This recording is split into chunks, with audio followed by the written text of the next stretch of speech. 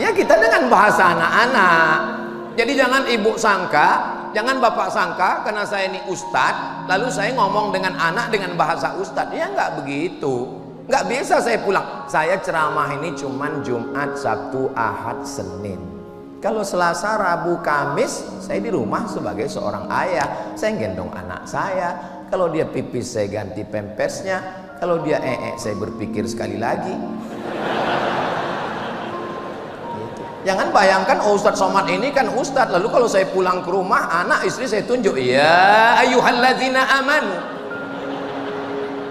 Enggak begitu juga kali. Nah, jadi bersikaplah. Memang di sini ibu adalah ASN, pegawai hebat, derajatnya tinggi. Kerja di mana? Badan Intelijen Negara. Tapi kalau sudah pulang ke rumah, katakan ke suami, memang aku ini Badan Intelijen Negara, tapi di rumah ini kau adalah imamku sayang. Begitu. Jangan, saya ini sebetulnya mewakili suara laki-laki yang teraniaya.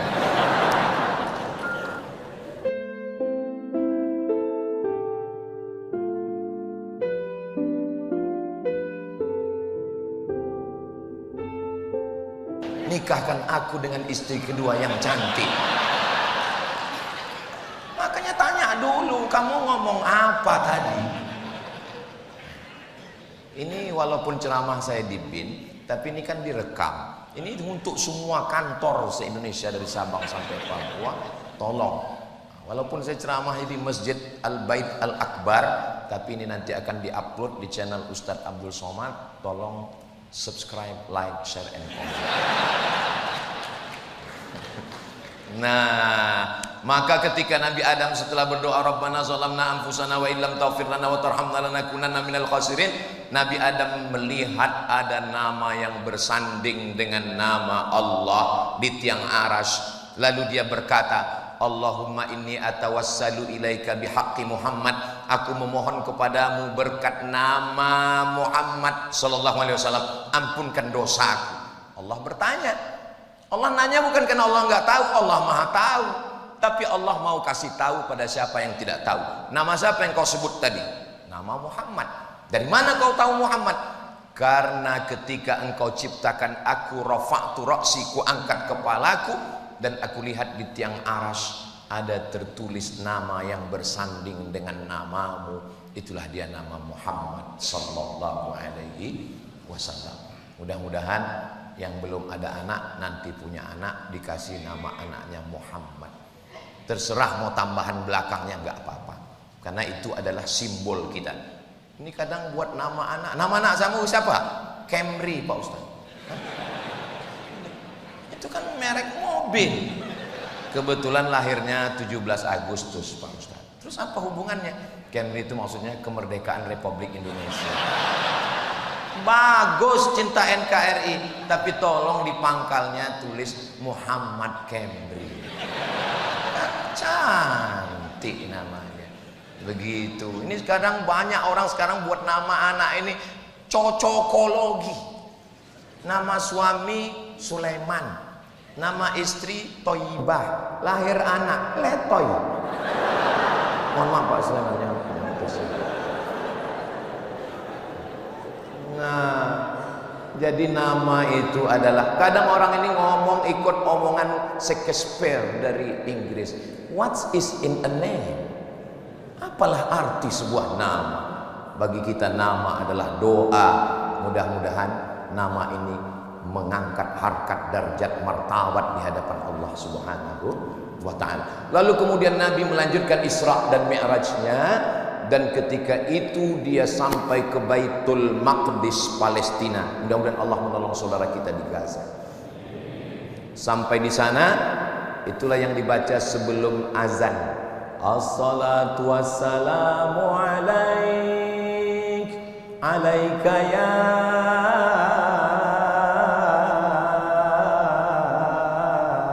man, ya man asra bi'abdikal muhaiminu laila. Di ujungnya wa antal imam. terjemahannya. Assalatu wassalamu alaik, salawat dan salam untukmu ya Muhammad sallallahu alaihi wasallam. Ya man asra bi abdika, wahai engkau yang sudah memperjalankan hambamu lailan di waktu malam dan ketika sampai di Palestina, wa antal imam, dan engkau yang menjadi imam sholatnya, nabi-nabi yang lain menjadi makmumnya. Dan di sini pun ada juga namanya Bapak Imam Sugianto. Masya Allah, Imam Sugianto, Bapak Wakil BIN, Wakil Kepala BIN. Lalu kemudian Islam ini pun berkembang. Yang membawa Nabi Muhammad Isra Mi'raj itu, yang membawanya adalah Jibril. El artinya Tuhan, Jibr artinya kekuatan, Jibril kekuatan Tuhan, Jibril atau Jibril. El itu artinya Tuhan. Kalau Israel, Pak Ustaz, Izra artinya pertolongan, El Tuhan, Israel pertolongan Tuhan, pakai ain, Israel, karena dia tidak mau disalahkan. Makanya nggak ada orang ketika ditanya kenapa bapakmu meninggal dicabut Israel, nggak ada. Kenapa si Anu meninggal? Stroke. Kenapa si Anu meninggal? Mencret. Karena dia ditolong oleh Tuhan, ditolong Allah sehingga dia mampu mencabut nyawa itu. Israel. Kalau Israel, Isra artinya hamba, El artinya Tuhan. Israel hamba Tuhan. Terjemahan Arabnya Abdullah, Abdurrahman, Abdul Somad. Tapi jangan setelah ini panggil saya Israel. Jadi El bahasa Ibrani, Hebrew language artinya Tuhan. Kalau Rafael,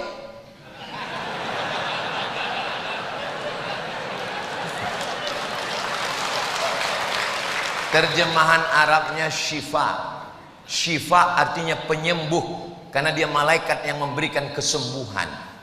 Kesembuhan dari Tuhan, maka disebut dengan Rafael. Kemudian Islam pun sampai. Ini ngumpulkan bahannya lama ini. Jadi tugas saya ini memang mirip-mirip tugas badan intelijen juga, mengumpulkan data, menganalisa dan menyampaikannya. Cuman bedanya saya menyampaikannya ke jamaah. Kemudian Islam pun menyebar dari kota Makkah ke kota Madinah, dari Madinah menyeberang Laut Merah sampai ke Fustat. Fustat itu sekarang Kairo. Dari Kairo menyeberang sampai ke Libya, dari Libya ke Tunisia, dari Tunisia ke Aljazair, dari Aljazair ke Maroko, tempat saya kuliah dulu. Dari Maroko ini menyeberang ke Andalusia. Banyak jamaah kalau saya tanya, Andalusia di mana? Enggak tahu Pak Ustaz. Real Madrid, Barcelona? Tahu.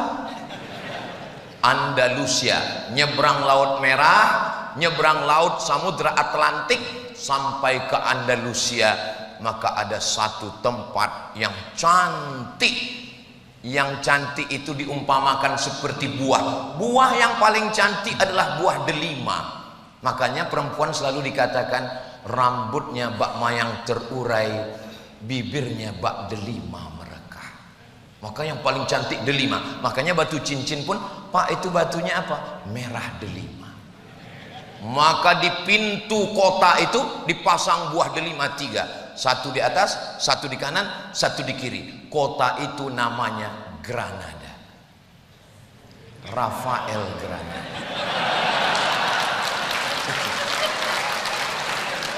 Kota yang indah di Spanyol sana. 700 tahun lamanya umat Islam berkuasa di sana, sampai akhirnya tergoda, terpukau, terlena. Memang generasi biasanya terbagi 3. Pertama generasi penikmat, yang kedua pertama pejuang berjuang, setelah itu mulai penikmat, lama-lama penghancur. Memang organisasi pun begitu, yayasan pun begitu, umat Islam pun begitu. Akhirnya umat Islam hancur di Spanyol. Mudah-mudahan nanti kita panjang umur, sehat badan, bisa berangkat umroh dan langsung kita jalan-jalan ke Granada, Spanyol, insya Allah. ongkos tanggung masing-masing. Kalau tuan pergi ke Madinah, jangan lupa bawa deterjen. Sudah lama saya ceramah, baru sekarang disuruh menjelaskan tentang intelijen. Bagaimana Ustadz tentang Nabi Muhammad sebagai manusia yang memiliki intelijen? Jadi pada hari Kamis siang setelah zuhur, Nabi datang ke rumah Abu Bakar Siddiq. Wahai Abu Bakar Siddiq, ya, nanti malam kita hijrah. Kenapa begitu ya Rasulullah? Karena tadi ada rapat di Darun Nadwah. Semua kepala suku sudah bersepakat nanti malam jam 2 malam mereka akan datang ke rumah saya dan akan mencincang kepala saya. Maka nanti malam sebelum bangun tahajud kita akan pergi naik ke Jabal Sur. Pertanyaannya, dari mana Nabi tahu bahwa pagi Kamis tadi ada rapat? Jangan kemana-mana, kita lanjutkan setelah yang satu. Begitu kalau ceramahnya di TV. Dari mana Nabi tahu bahwa pagi tadi ada rapat antara Abu Jahal, Abu Lahab, dan Abu lainnya? Kok bisa dia tahu? Ternyata rapat pagi itu di Sadap. Nah, pentingnya Sadap menyadap. Sehingga datang laporan itu ke Nabi. Dan Sadapnya nggak pakai kabel, wireless. Menyampaikan berita ke Nabi, wahai Muhammad SAW, nanti malam kamu akan hijrah karena mereka akan bersepakat mengirim anak-anak muda ke tempat tidurmu, mereka akan mencincangmu. Apa alat yang dipakai? Jibril alaihissalam. Lalu Nabi pun malam itu dia keluar rumah. Anak-anak muda 12 dengan pedang yang panjang, dengan tangan yang kekar sudah siap mencincang Nabi. Berikut saat mereka akan masuk ke dalam rumah, Nabi pun keluar. Itulah maka kita baca ayat itu malam Jumat. Apa ayatnya? Wa ja'alna min baini aydihim sadda wa min khalfihim sadda fa aghshaynahum fahum la yubsirun. Sari tilawahnya. Wa ja'alna min baini aydihim sadda, di depan mereka kami jadikan tembok. Wa min khalfihim sadda, di belakang mereka ada tembok. Fa aghshaynahum, mata mereka kami tutup. Fahum la yubsirun, mereka tidak bisa melihat apa-apa. Maka pada saat itu Nabi pun keluar, mereka terpukau tidak melihat apa-apa. Tolong ayat ini jangan dipakai waktu ada razia lalu lintas. Ada orang kadang naik motor pas ngeliat ada polisi, wa ja'alna min baini aydihim sadda wa min khalfihim sadda fa aghshaynahum fahum la yubsirun. Iya, tetap disemprit prit katanya. Loh, kok Bapak ngelihat? Orang saya baca itu juga, kata Pak polisi. Polisinya ngaji. Kamu nonton ceramah Ustaz Somad juga kan, katanya. Iya. Iya bodoh be aku. Makanya kalau membaca ayat itu penting tahu artinya. Kalau enggak orang ini merangka ini bim salah bim abrakadabra. Agama Islam ini ngerti, paham. Makanya saya, tapi kalau ayat sholat enggak usah diterjemahkan. Jangan mentang-mentang saya ngomong mesti terjemahkan lalu sholat. Inna sholati, my praying, wa mahyaya, my life, wa mamati, my dying, lillahi ta'ala, for you, oh my God. Ya tetap biasa aja, cukup dengan faham saja. Tapi saya sampai hari ini, tadi saya segan Bapak Jenderal sampai menyebutkan Ustadz Somad itu S1-nya di Mesir, S2-nya di Maroko, S3-nya di Sudan. Saya senang Pak, tapi nggak semua orang ikut senang dengan kesenangan saya. Nanti kalau ceramah ini diupload, sambutan Bapak diupload, yang nggak senang dia komen, alah kalau cuma lama di Arab, onta juga lama.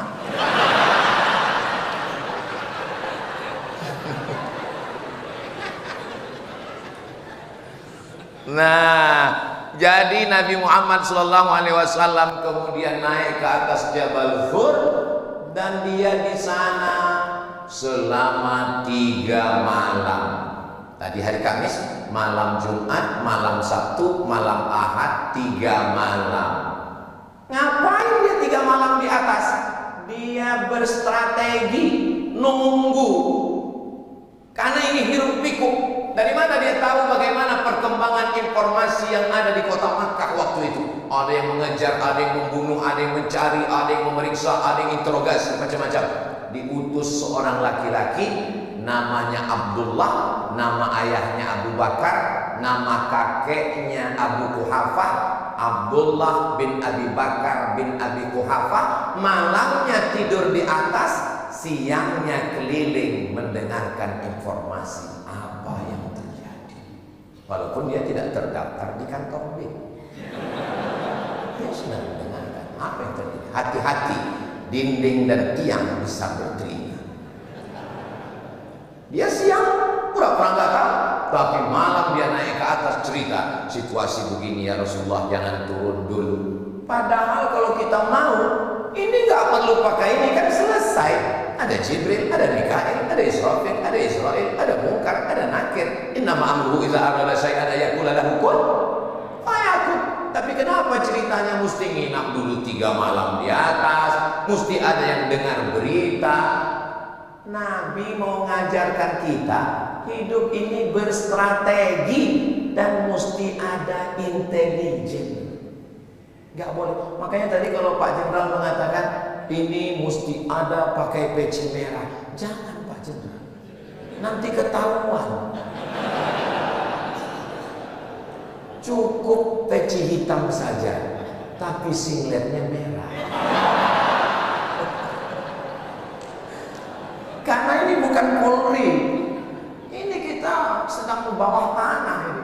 Kok malah saya yang menggurui Jenderal pula?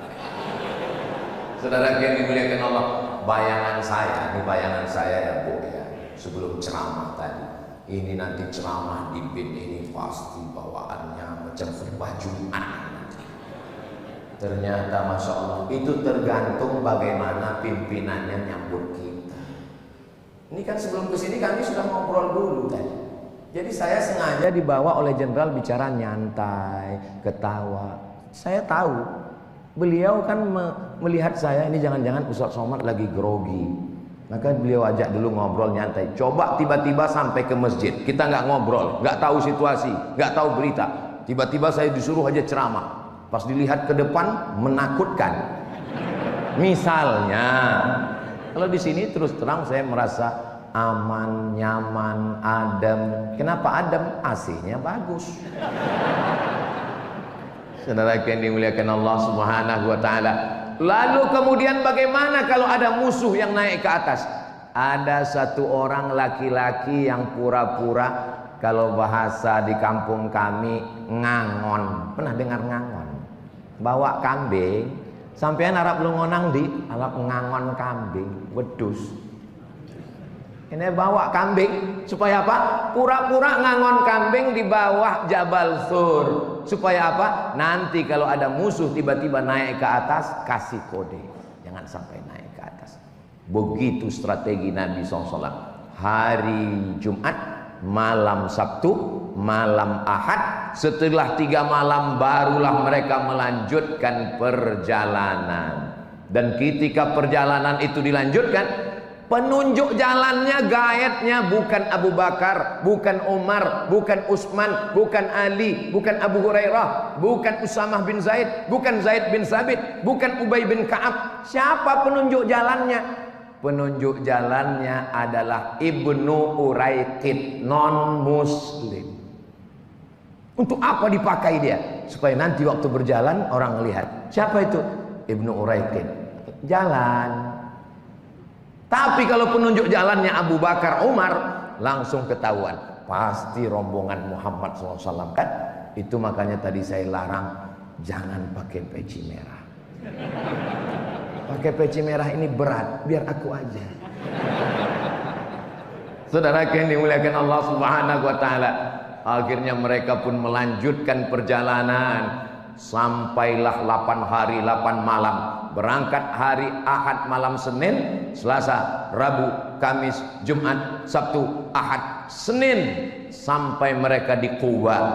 Lalu kemudian 4 malam lagi di Quba, malam Selasa, malam Rabu, malam Kamis, malam Jumat, sampailah mereka di Madinah. Itulah yang selalu kita lantunkan. Tala'al badru alaina min saniyatil wada' wajaba syukru alaina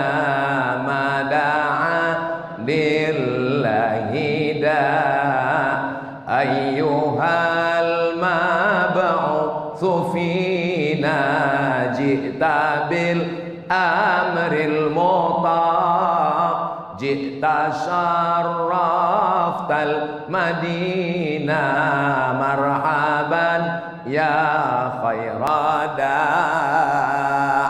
Tola'al badru alaina, sudah terbit bulan purnama di atas kami.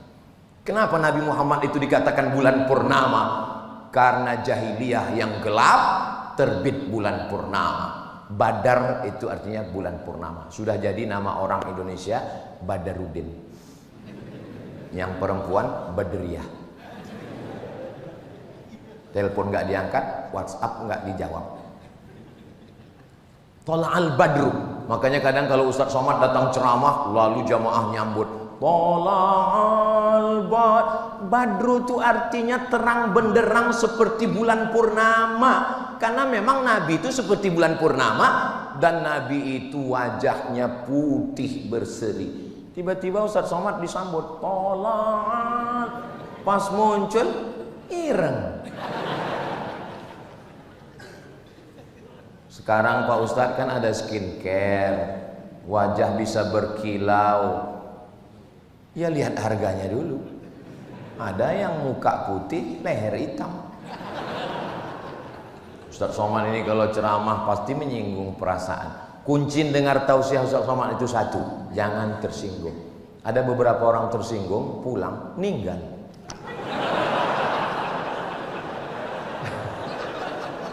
Bukan kan, memang udah ajalnya sampai. Mudah-mudahan kita semua sehat walafiat. Takut juga. Lalu kemudian Nabi Muhammad sampai. Kenapa Nabi sampai itu disambut tola'al badru alaina?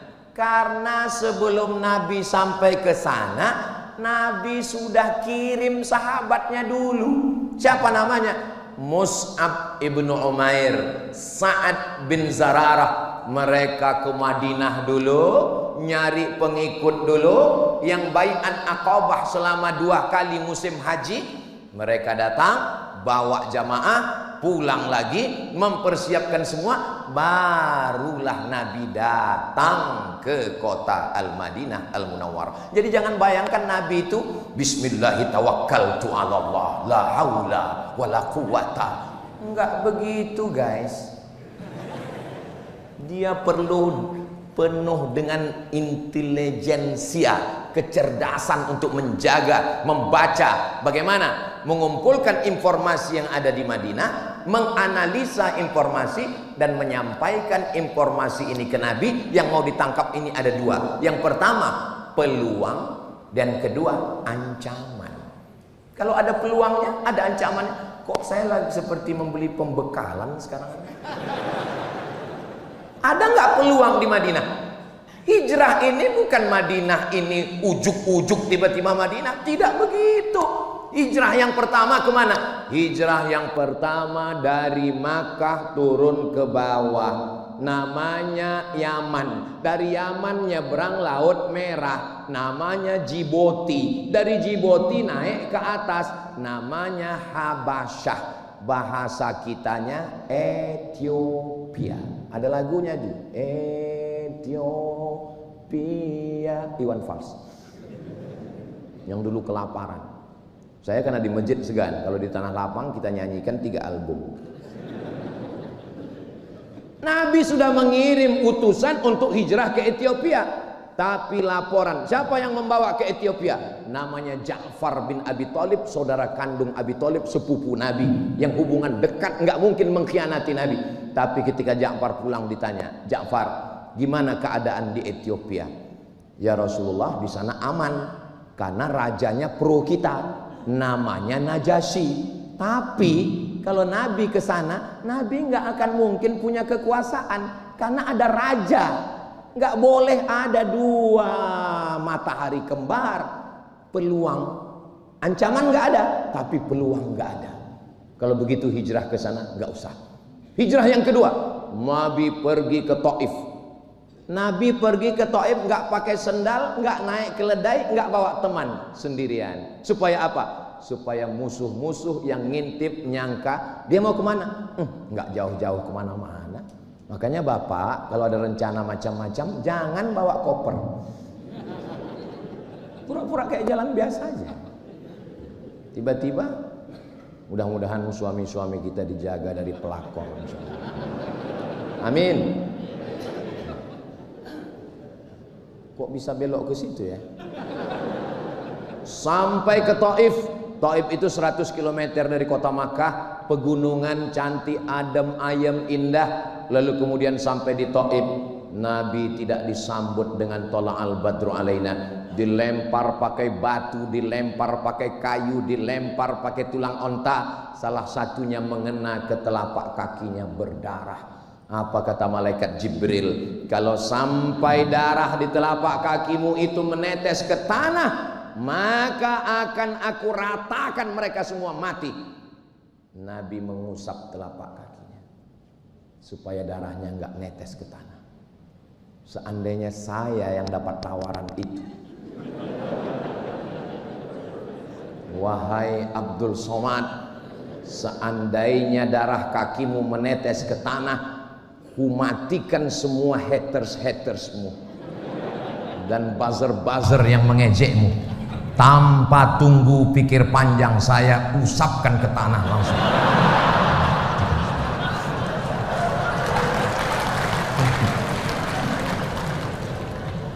Tapi insya Allah gak perlu malaikat Jibril untuk mengatasi hater saya ini. Ceramah sekali di bin ini selesai. Saudaraku yang dimuliakan Allah Subhanahu. Makanya tadi waktu keluar dari kantor kan ada logo bin besar bintang kan. Saya sebetulnya mau ngajak Pak Jenderal foto. Cuman saya kan jaga harga diri saya juga. Kalau foto di masjid ini dilihat orang, alah paling di masjid kantor apa kata dia. Saudaraku yang dimuliakan Allah Subhanahu wa taala. Lalu kemudian Nabi sallallahu alaihi wasallam kembali ke kota Makkah Al-Mukarramah. Begitulah Nabi. Lalu kemudian ketika terjadi tahun pertama aman, tahun kedua perang Badar, tahun ketiga perang Uhud, tahun keempat, tahun kelima perang Khandaq. Nama perangnya Khandaq. Khandaq ini parit yang digali, parit yang digali. Lalu kemudian datanglah seorang laki-laki. Ini yang akan menyerang kita, 3 pasukan koalisi. Yang pertama orang Yahudi, yang kedua orang musyrik dari Makkah, yang ketiga orang munafik yang berada di dalam pasukan kita. Siapa mereka? Menggunting dalam lipatan, menjegal kawan seiring, menikam dari belakang.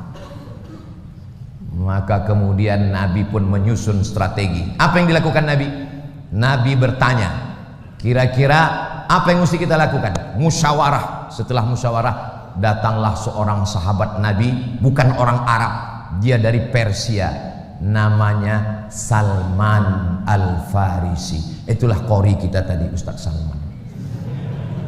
Mana Ustaz Salman? Masih ada di sana? Ustaz Salman. Dari ujung nama itu kita sudah tahu orang itu dari mana. Al-Farisi berarti dari Persia. Al-Misri dari Mesir, Al-Makki dari Mekah, Al-Batawi. Jadi kita udah tahu dia berasal dari mana. Dulu Bu, dulu Pak. Dulu orang Arab itu ngejek kita Jawi Bagar. Jawi artinya orang Jawa. Jawi itu bukan cuma orang Jawa, orang Sumatera, orang Kalimantan, orang Sulawesi, semua Nusantara ini dulu disebut Jawi. Dan mereka ngejek Jawi Bagar. Bagar itu bakor. Bakor Pak Ustadz, kan ada dalam surat Al-Quran Al-Baqarah, sapi. Asal ngelihat orang kita, Jawi Bagar. Kenapa dia ejek kita Jawi Bagar? Karena nggak lancar ngomong Arab. Asal ketemu Jawi Bagar. Bagaimana Allah mau mengangkat derajat orang kita di Makkah? Lahir seorang laki-laki, hafal Quran, hafal hadis, nulis tafsir. Judul tafsirnya Marah Labid fi Kashfi Ma'anil Quranil Majid. Namanya Syekh Nawawi Al-Bantani. Orang mana tuh? Banten. Tolong ingat baik-baik, mungkin ini nanti akan keluar dalam UAS ujian akhir semester. Ahli tafsir, pernah ceramah di Al-Azhar Mesir. Syekh Nawawi Al-Bantani, makamnya di Mu'alla di Makkah Al-Mukarramah. Lalu ahli hadisnya, datang lagi seorang anak laki-laki dari Jawi juga, namanya Mahfuz, di ujung namanya At-Turmusi. Turmusi itu dari mana Pak Ustaz? Tremas Pacitan. Pripun kabare panjenenganipun? Sae muga-muga sing melu acara iki padha kabeh mlebu nang surga. Oh, banyak orang Jawa. Dari Pacitan, ahli hadis, orang hebat. Muridnya siapa? Syekh Mahfud Al-Tarmasi punya murid. Jenenge sapa? Syekh Muhammad Hashim Asy'ari mendirikan Nahdlatul Ulama. Naik derajat jauh. Lalu kemudian Imam Masjidil Haram. Ada seorang anak laki-laki merantau karena keluarganya ditekan oleh Belanda, menyeberang sampai ke Makkah. Rupanya bak kata pepatah orang Melayu, kalau ada tuah di badan, pasir digenggam menjadi intan. Suatu ketika dia sudah hafal Quran, dia hafal hadis, menikah dengan anak orang kaya. Nama bapaknya Syekh Soleh Al-Kurdi. Al-Kurdi berarti orang Kurdi. Oh, Al-Kurdi. Kurdi sampai sekarang suku yang nggak punya negara. Kurdi ada. Salahuddin Al-Ayyubi orang Kurdi. Syekh Muhammad Said Ramadan Al-Buti orang Kurdi. Kurdi ada di Turki, ada di Suriah, ada di Mesir. Syekh Amin Al-Kurdi nggak punya negara. Lalu kemudian mertuanya Syekh Soleh Al-Kurdi ini membawa anak muda ini sholat di istana raja. Rajanya langsung jadi imam. Pas baca ayat, salah baca dia. Ditakdirkan Allah salah. Lalu kemudian diluruskan oleh anak muda ini di belakang. Setelah diluruskan bacaannya, selesai sholat dia nanya, jenenge sampean sopo? Itu terjemah Jawanya. Kalau bahasa kampung kami, what is your name? Nama saya adalah Ahmad Khotib Al-Minkabawi. Minkabawi, Minangkabau. Syekh Ahmad Khotib Al-Minkabawi, orang Nusantara yang jadi imam di Masjidil Haram, meninggal tahun 1915-1916. Maka bangkitlah marwah harkat martabat orang Nusantara di Makkah Al-Mukarramah. Lalu Syekh Ahmad Khotib Al-Minkabawi, Syekh Nawawi Al-Bantani, Syekh Mahfud At-Turmusi mengirim murid-muridnya. Satu muridnya pulang ke Jombang mendirikan Nahdlatul Ulama. Satu muridnya pulang ke Yogyakarta. Itulah dia Kiai Haji Ahmad Dahlan. Satu muridnya pulang ke Sumatera Barat. Itulah dia Syekh Sulaiman Ar-Rasuli mendirikan Perti, Persatuan Tarbiyah Islamiyah. Satu lagi muridnya pulang ke Medan Sumatera Utara, namanya Syekh Hasan Maksum, mendirikan namanya Al-Jam'iyatul Wasliyah. Muhammadiyah 1912, NU 1926, Perti 1928, Al-Wasliyah 1930. Makanya suatu ketika waktu saya sedang hadir acara ijtima' tabligh 20.000 orang, tiba-tiba datang seorang bertanya ke saya, Ustaz, ya, sebetulnya aliran Ustaz apa? Kenapa Bapak nanya begitu? Soalnya kami lihat di NU Bapak sekretaris lembaga Bahsul Masail. Terus di Muhammadiyah Bapak sebagai penasehat lazismu lembaga amil zakat Muhammadiyah. Terus di Al-Wasliyah kami lihat Bapak di komisi dakwah. Terus di Perti Bapak komisi fatwa. Terus saya balik nanya, kamu siapa? Saya Intel, Pak.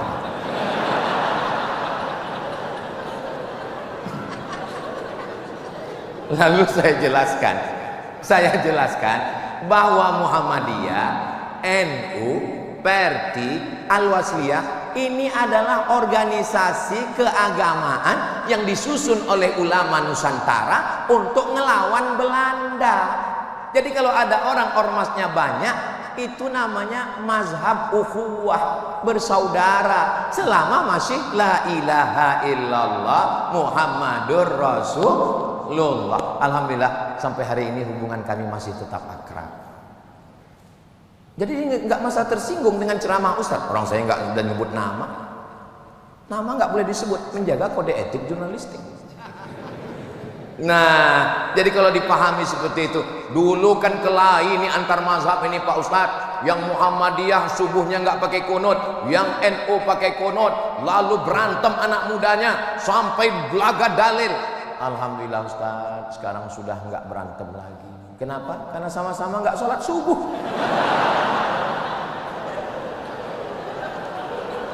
Saudara yang dimuliakan Allah Subhanahu wa ta'ala, kembali ke maulid Nabi Muhammad sallallahu alaihi wasallam, menceritakan Nabi Muhammad dalam 60 menit. Nabi itu kan umurnya 63, diceritakan dalam 60 menit. Bahasa Arabnya mustahil, nggak bisa. Saya hanya menyampaikan sekelumit 0, sekian persen. Terus kalau kami mau tahu lengkapnya Nabi Muhammad itu gimana Pak Ustadz? Kitab yang paling rendah namanya Ar-Rahiq Al-Maktum, ditulis oleh orang India. Pemenang lomba nulis cerita tentang Nabi Muhammad diikuti lebih dari 50 negara. Pemenang juara satunya bukan Mesir, Al-Azhar. Pemenang juara satunya India. Ini sekarang anak kita kalau ditanya, apa yang kau tahu tentang India?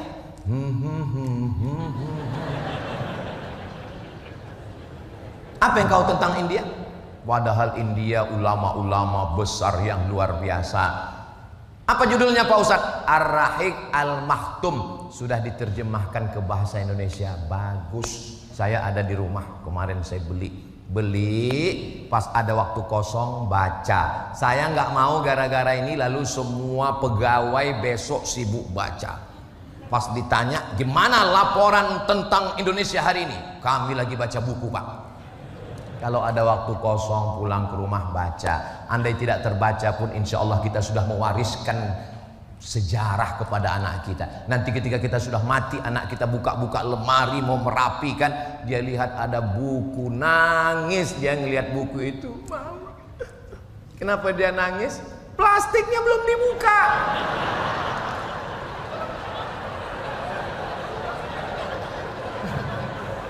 Dia tahu ayah ibunya sibuk untuk mencari nafkah untuk dia.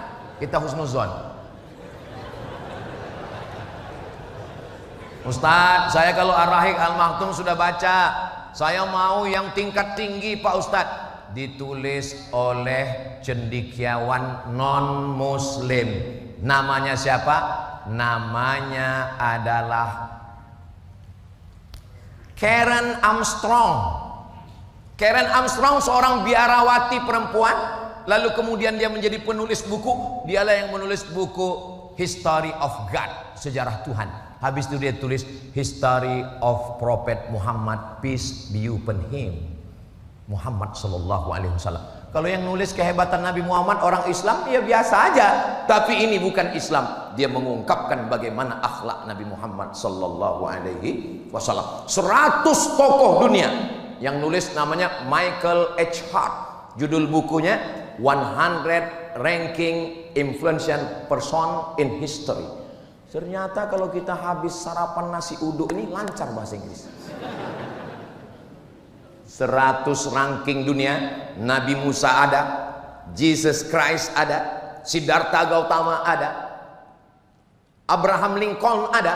Tapi yang dia buat nomor 1 adalah Muhammad sallallahu alaihi wasallam. Buku-buku ini sudah diterjemahkan ke dalam bahasa Indonesia, maka tinggal kita baca. Diadakan bedah buku ini untuk mengenal. Jangan sampai anak kita nanya, mama, Nabi Muhammad itu siapa? ayahnya Abdullah, emaknya Aminah, lahir tahun gajah, jangan tanya-tanya lagi. Banyak tanya itu orang Yahudi. Jelaskanlah tentang Nabi kita. Kalau kita tidak jelaskan tentang Nabi kita, nanti anak kita lebih kenal Ipin Upin daripada Hasan dan Husain. Nanti anak kita lebih kenal. Tapi saya nggak bisa juga ngejek, karena anak saya pun di rumah itu kalau dia lagi suruh sholat ya Sami, sholat nggak mau sholat. Tapi kalau udah saya gelar sajadah, lalu di belakangnya saya susun Naruto, Spiderman, Hulk. Ah sudah, makmum udah siap, maju semangat ya imam. Ada.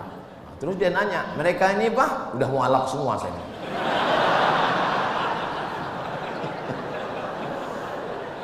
Ya kita dengan bahasa anak-anak. Jadi jangan ibu sangka, jangan bapak sangka karena saya ini ustadz, lalu saya ngomong dengan anak dengan bahasa ustadz. Ya nggak begitu. Nggak bisa saya pulang. Saya ceramah ini cuman Jumat, Sabtu, Ahad, Senin. Kalau Selasa, Rabu, Kamis, saya di rumah sebagai seorang ayah. Saya gendong anak saya. Kalau dia pipis saya ganti pempersnya. Kalau dia saya berpikir sekali lagi. Jangan bayangkan Ustadz Somad ini kan Ustadz, lalu kalau saya pulang ke rumah anak istri saya tunjuk, ya ayyuhalladzina amanu. Enggak begitu juga kali. Nah jadi bersikaplah. Memang di sini ibu adalah ASN, pegawai hebat, derajatnya tinggi, kerja di mana? Badan Intelijen Negara. Tapi kalau sudah pulang ke rumah, katakan ke suami, memang aku ini Badan Intelijen Negara, tapi di rumah ini kau adalah imamku sayang. Begitu. Jangan, saya ini sebetulnya mewakili suara laki-laki yang teraniaya. Ada satu fakta yang mau saya sampaikan, boleh? Kalau suami itu merasa dirinya tidak punya apa-apa, tidak berdaya, itu berpengaruh pada psikologisnya. Akhirnya dia merasa down, dan puncak dari tekanan psikologis nanti pistol airnya tidak meletus.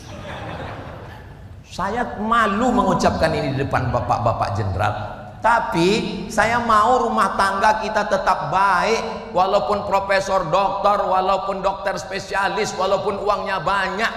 Maka katakanlah pulang nanti, you are my hero. Begitu. Tapi kalau ibu, kakak-kakak lalu mengatakan, aku pegawai, aku orang Badan Intelijen Negara. Kalau kamu macam-macam, semua yang ada di WhatsAppmu sudah ada di sini. Dia langsung meninggal. Maka jangan heran kalau ada laki-laki itu diam aja.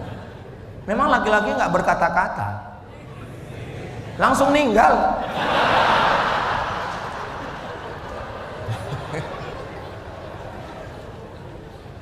Sayang, ini slip gaji, ini tabungan, semua milikmu. Jangankan uang ini, jangankan SK, ASN, PNS ini, nyawa aku berikan padamu. Satu-satunya kesalahanku dalam hidup cuma satu. Apa itu, Dek? Mencintai. Begitu. Ini kayaknya Ustaz Somad udah banyak dapat bisikan ini. Saya termasuk Ustadz yang nggak bisa dibisik-bisiki. Karena yang membisik itu adalah alladzi waswisu fi sudurin nas minal jinnati. Makanya kalau ada teman yang suka bisik-bisik, itu berarti kalau yang berbisik ke telinga kita jin, itu bisa kita usir dengan ayat kursi. Tapi kalau yang berbisik ini nas, kursinya sekalian. Kalau yang berbisik ke telinga kita ini jin, kita bacakan Yasin, wal Qur'anil Hakim. Tapi kalau manusia kita bacakan, dia tiap malam Yasinan. Saudara yang dimuliakan Allah Subhanahu wa taala, Nabi Muhammad sallallahu alaihi wasallam penuh dengan perhitungan, penuh dengan kecerdasan. Ketika perang Uhud, perang Badar, perang yang paling menggentarkan, Kenapa? Karena pasukan Nabi cuma 300 sekian, sedangkan pasukan musuh ribuan. Apa yang dilakukan Nabi? Yang dilakukan pertama bersama sahabat adalah memasang kemah di tempat oase. Nggak bisa gali sumur. Di mana persediaan air? Oase. Di situ ada oase, tempat air, berkemah di situ. Berkemah di tempat oase berarti sudah menang 1-0 karena persediaan air sudah kita kuasai. Kalau mereka mau mengambil air, bayar.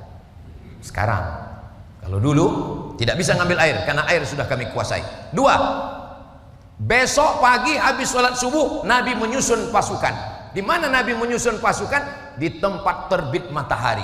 Ini matahari terbit dari sini, Nabi susun pasukan. Orang musuh terlambat, lalu mereka nyusun barisan di depan. 2-0 mereka kalah. Kenapa? Karena kalau melawan matahari matanya silau, kacamata hitam belum ada. 2-0. 3-0. Nabi tahu berapa jumlah mereka. Dari mana Nabi bisa tahu jumlah mereka? Kata Nabi, malam-malam amati kalau ada mereka yang nyuri air. Tengah malam ada satu orang nyuri air, tangkap. Pas ditanya, berapa pasukan kamu? Saya nggak bisa jawab. Kenapa kamu nggak bisa jawab? Saya tukang masak. Ternyata dia bukan tentara, dia tukang masak. Dia bilang saya nggak tahu. Kamu masak satu hari berapa ekor kambing, berapa ekor lembu, berapa ekor unta? Dia sebutkan, saya masak kambingnya sekian, lembunya sekian, untanya sekian. Nabi langsung mikir, kalau kambingnya sekian, lembunya sekian, untanya sekian, berarti pasukannya sekian, kita siap menghadapinya. Jangan menghadapi musuh dengan mata yang rabun. Terus Ustadz datang berani ceramah ke Badan Intelijen Negara ini, apa persiapan Ustadz? Beberapa sahabat saya sudah kirim WhatsApp duluan. Ustadz Somad, kantor BIN sudah aman. Siapa mereka Pak Ustadz? Mereka adalah sahabat-sahabat saya yang waktu saya keliling se-Indonesia. Waktu dulu mereka menjadi Dandim, mereka menjadi Kapolres. Ternyata mereka sekarang sudah bekerja di sini, walaupun mereka tidak pakai peci merah. Saudara yang dimuliakan Allah Subhanahu wa taala, tadi saya tausiah ini jam 10 kurang 15. Sekarang sudah jam 11 kurang 20. Artinya saya sudah ngomong 55 menit. Tapi rasa saya, nggak tahu perasaan Bapak ya. Rasa saya baru ngomong beberapa menit aja rasanya. Padahal ini saya kalau ngomong itu Bapak Ibu, saya lihat bagaimana audiens. Saya sudah ngomong 55 menit, yang kakak-kakaknya tetap fokus, yang laki-laki juga fokus. Apakah ini karena diawasi CCTV? Wallahu alam, tapi rasanya nggak ada. Kenapa mereka begitu serius? Saya husnuzon aja ya. Husnuzon ini memang mereka betul-betul mau ngaji. Di tempat lain kadang saya baru ceramah 15 menit langsung seperti ilmu padi, makin berisi makin menunggu. Kadang baru saya ceramah 10 menit langsung keluar kuda Nil. Saya Pak Ibu pernah saya ceramah 5 menit. 5 menit ceramah saya tutup, saya pulang. Kenapa? Ya saya kehilangan mood. Tapi hari ini, padahal ini hari terakhir saya dari mulai hari Jumat, hari Sabtu, hari Ahad, hari Senin, habis dari sini nanti ke KPK, habis itu saya ke airport pulang, ini sudah tinggal 5 watt lagi ini sudah. Tapi saya justru semangat. Kapan Ustadz ceramah yang paling gak semangat? Waktu ada satu daerah saya ceramah pas menjelang kultum buka puasa. Itu memang kehilangan semua. Kita udah berapi-api, mereka semuanya ngelihat kita macam ayam goreng ditinggal. Walau polisi, walau tentara, walau jaksa, walau hakim, tapi dia tetaplah tubuhnya terdiri dari darah, dari daging, dari kuku, dari bulu, jantungnya tetap berdegup dan berdetak. Dia tetap manusia, punya rasa takut, rasa cemas, rasa khawatir.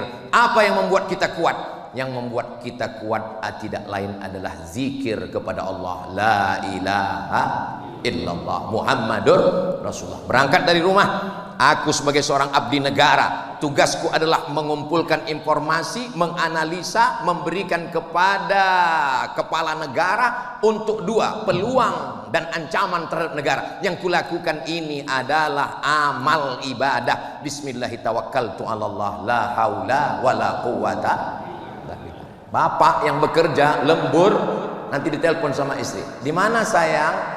Ibadah.